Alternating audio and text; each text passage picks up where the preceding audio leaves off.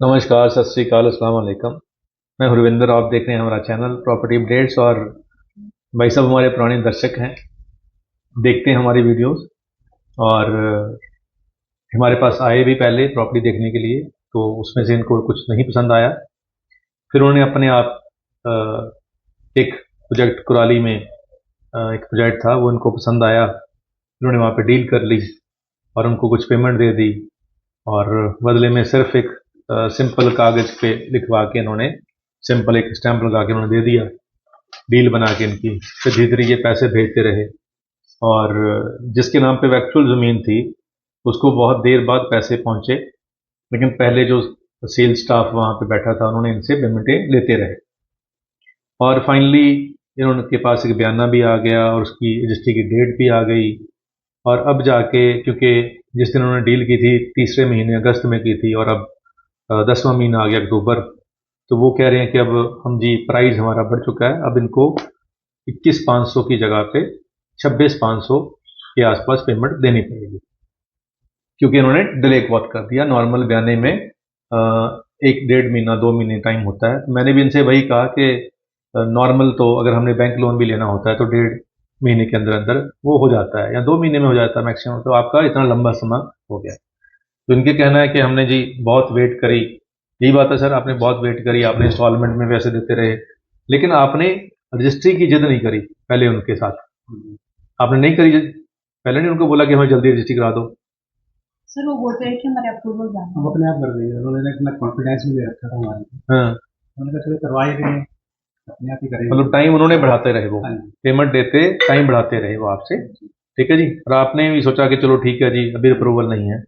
तो क्योंकि ये म्यूनसिपल काउंसिल का कुराली का प्रोजेक्ट था और कुछ अप्रूवलें हो सकता है लेट हो रही हों, तो इनको भी लेट कर दिया रजिस्ट्री के लिए, तो ये भी लेट होते हैं। अब फाइनली जो प्राइस बढ़ने की बात हो रही है, ये थोड़ी शॉकिंग है। तो जो बयाना साइन हुआ था, तो जिस बिल्डर के नाम पे ये ज़मीन है, तो उसी के नाम से बयाना था। तो मैंने उनको फ़ोन किया, तो उन्होंने कहा जी मेरे को तो नॉलेज में नहीं है, हमने तो सेल राइट किसी और कंपनी को, यानी कि फ्रेंड है मेरे, उनको दे रखे हैं।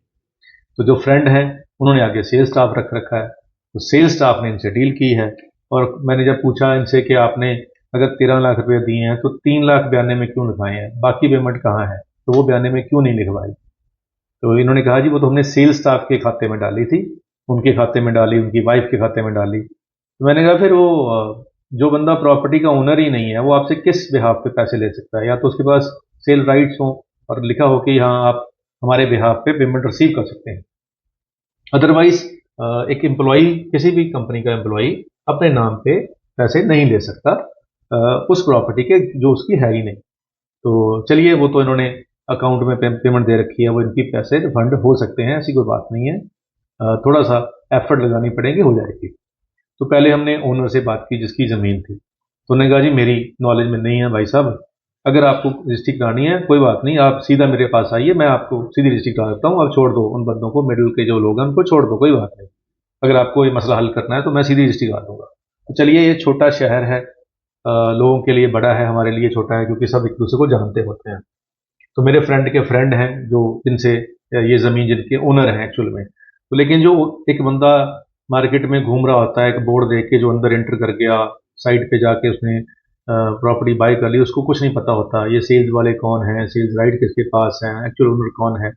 तो ये सारी चीज़ें हमें पता होती हैं। तो अब ये मान रहे हैं भाई साहब भी कि गलती होगी, आपके थ्रू नहीं गए। तो मैंने इनको कहा कि अब चलो मैं इस बीच में पड़ गया, अब सारा मैं मसला हल भी करवाऊँ अगर, तो बिल्डर का तो मेरे से रिलेशन खराब होगा ही होगा, क्योंकि उसको प्रॉफिट आ रहा था और मैं प्रॉफिट उसको लेने नहीं दूंगा, तो डेफिनेटली मेरे से रिलेशन खराब हो गया। और मेरे को कुछ बना भी नहीं, यानी कि मेरे को कोई इनकम तो इससे हुई नहीं, और मेरे रिलेशन अलग से खराब हो गया। तो चलिए, ये वो लोग सोचते हैं जो सिर्फ मनी माइंडेड होते हैं। तो मेरा ऐसा सिस्टम ही नहीं है, हम पैसे के पीछे नहीं भागते हैं। तो इसीलिए मैंने इनका केस पकड़ा, और जिस ओनर से बात करी और जिस सेल्स वाले बंदे ने इनसे डील किया उनसे भी मैंने फ़ोन पर बात की, तो वो भी मेरे को जानते थे। उन्होंने कहा जी ऐसे बात करके सारा, उन्होंने अपनी बात बताई कि हमें अब 7 महीने इनकी वेट की है, तो अब प्राइस बढ़ गया जी, हमारी मजबूरी है, बाकी जैसे आप कहोगे हम वैसे कर लेंगे। तो उन्होंने यही कहा मेरे से कि जैसे आप कहोगे हम वैसे कर लेंगे, अगर आपके पास ये पहुंच गए हैं तो कोई बात नहीं। तो सेम बात ओनर ने कही कि जैसे आप बोलोगे हम कर लेंगे, कोई दिक्कत नहीं है।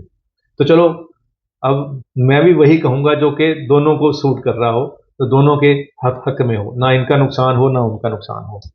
तो लेकिन सीख ये है, लर्निंग ये है कि भाई अ, अगर आप हमें फॉलो कर रहे हैं और हम देख ही रहे हैं, और ये अगर पहले मान लीजिए आपने मेरे स्टाफ ने आपको कोई प्रॉपर्टी दिखाई, आपको नहीं पसंद आई, आपने कहीं और यूट्यूब चैनल या कहीं और सोर्स से कोई प्रॉपर्टी पसंद आ गई, तो भी उसको लेने से पहले अगर आप मेरे से कंसल्ट कर लेंगे, तो वही प्रॉपर्टी मैं भी दिला सकता हूं, लेकिन उसमें आपका नुकसान नहीं होगा। कल को ये एक बेनिफिट होता है। तो कई बार ये चीज़ें बाद में समझ आती हैं। तो इस वीडियो के थ्रू जो लोग अभी प्रॉपर्टी ढूंढ रहे हैं, जो देख रहे हैं, ये उनके लिए एक लर्निंग है। तो जैसे अब फेडअप हो चुके हैं, दोनों दोनों एम्प्लॉई हैं, और इतना टाइम नहीं होता है, हिमाचल से हैं दोनों, इतना टाइम नहीं होता कि रोज आए यहाँ पे लड़ें। अब परसों की मैं इसको बात कर रहा था, इनसे सुना रहा था कि एक दिल्ली से एक भाई साहब हैं, उन्होंने एक बिल्डर है यहाँ पे, उनको 10 लाख रुपया दे रखा है प्लॉट की रजिस्ट्री के लिए, क्योंकि उसकी एनओसी नहीं है, अप्रूवल नहीं है, तो रजिस्ट्री हो नहीं रही है साल से। अब वो जब ऑफिस में जाते हैं तो वो कह रहे हैं कि सर कनेडा गए हुए हैं। तो जिस दिन उनको कहा कि जी वो कनेडा गए हैं, उसी दिन मैं उनके फर्स्ट फ्लोर के ऊपर उन्हीं के ऑफिस में ओनर के साथ चाय पी रहा था। और हमारे भी एक जान पहचान के हैं, उनका 4 लाख रुपया वहां फंसा हुआ था, और जो 4 लाख जिसने लिया था वो बंदा अब जेल में है जी। 4 लाख जिसने लिया था, बयाना किया था, वो बंदे को जेल हो गई, किसी ने 420 का पर्चा दर्ज कर दिया, वो 6 महीने के बाद आएगा। अब वो जैसे ही सेल राइट थे उसके पास, लेकिन ओनर तो कोई और था ना। जैसे इसमें आपके केस में सेल राइट किसी के पास है, ओनर। तो मैं सीधा ओनर के पास गया कि आप ही के प्रोजेक्ट के अगेंस्ट ये 4 लाख रुपया लिया हुआ बंदे ने, बंदे के आपके पास पहले से पैसे पड़े हुए हैं, ये 4 उसमें एडजस्ट करके आप उसके रिफंड कर दीजिए। तो बिल्डर कहते हैं ठीक है भाई साहब, आप आ गए हो तो आपका तो मानना ही पड़ेगा बात, अगले बुधवार को उनको बुला लो, बयाना लेकर हम उसको रिफंड कर देंगे जो उनका पैसा आया है। अब जिसने साइन किए वो तो जेल में है, रिफंड कोई और कर रहा है। अब ये सोर्स जो है कि कहां से कहां पहुंचना है, ये आम बंदे को नहीं पता होता, ये हमें पता है। तो हमने वहां तक पहुंच कर ही और अपना रिलेशनशिप यूज किया, और उस बंदे के फंड जो है वो बाहर निकल हो जाएंगे और रिफंड हो जाएंगे। अब वो जेल से जब मर्जी आए, हमें उसका लेना देना नहीं है, हमने तो अपने कस्टमर का फायदा कर दिया। और जो मेरे थ्रू नहीं गया था उसी बिल्डर के पास, हालांकि उसने उसी से लिया हुआ है, किसी के थ्रू नहीं आया, वो डायरेक्ट उसी बिल्डर से उसने प्लॉट ले रखा, लेकिन उसको रिफंड ही नहीं हो रहा, ना उसको रजिस्ट्री हो रही है। अब वो वही बिल्डर अपने डायरेक्ट जो डील किए हुए कस्टमर है उसको तो हरास कर रहा है, मिल ही नहीं रहा। मेरे कस्टमर को जो उससे डायरेक्ट डीलिंग भी नहीं है, उसके वो रिफंड कर रहा है। ये क्यों कर रहा है? क्योंकि रिलेशनशिप है। अब वो एक बिल्डर एसोसिएशन के प्रधान है, उनको रोज जरूरत पड़ती है हमारी, कभी मीटिंग रखनी होती है, कभी ऑफिसरों के साथ मीटिंग होती है, कभी मंत्री साहब के साथ मीटिंग होती है, तो हम वो सारी सिस्टम के पार्ट हैं।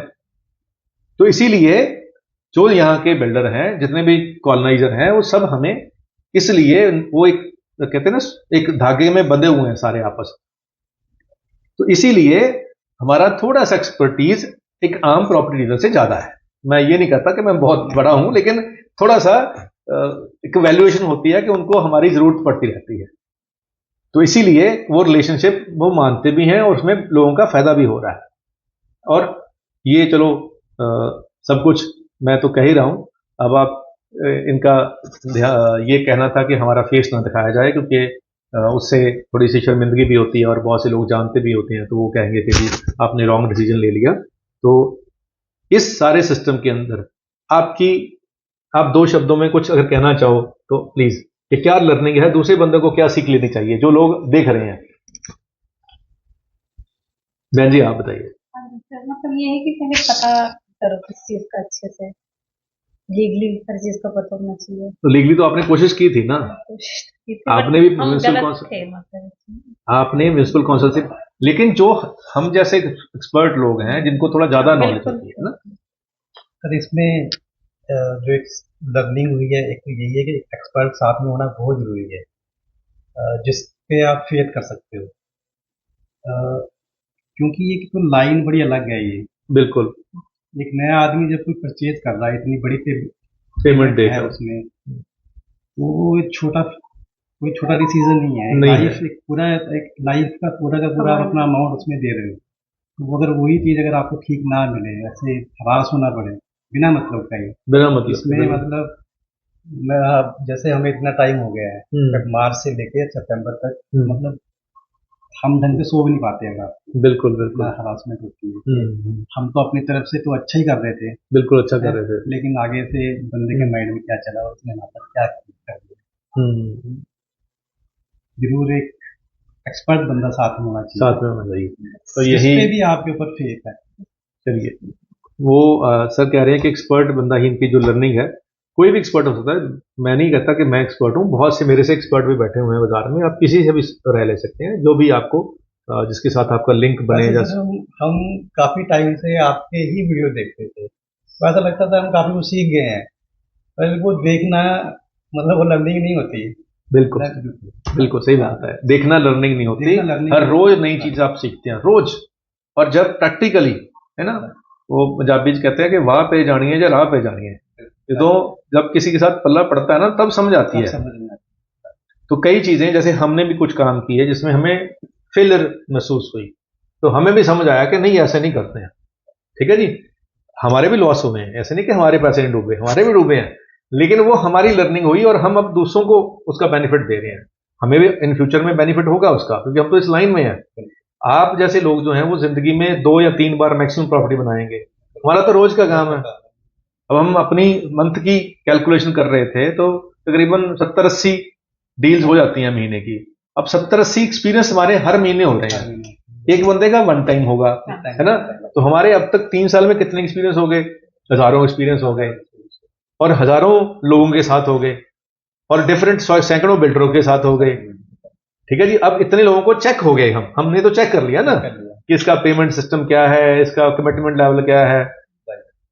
तो इस तरीके से ही सीखने को मिलता है, और हमारे एक्सपीरियंस का फायदा तभी आपको मिलेगा अगर आप हमारे थ्रू आओगे तो, है ना। तो चलिए, हमारी पूरी कोशिश है कि इनका मसला, अभी फोन किया है, हो सकता है इसी हफ्ते में हल हो जाए, हो जाएगा, ऐसी कोई बात नहीं है।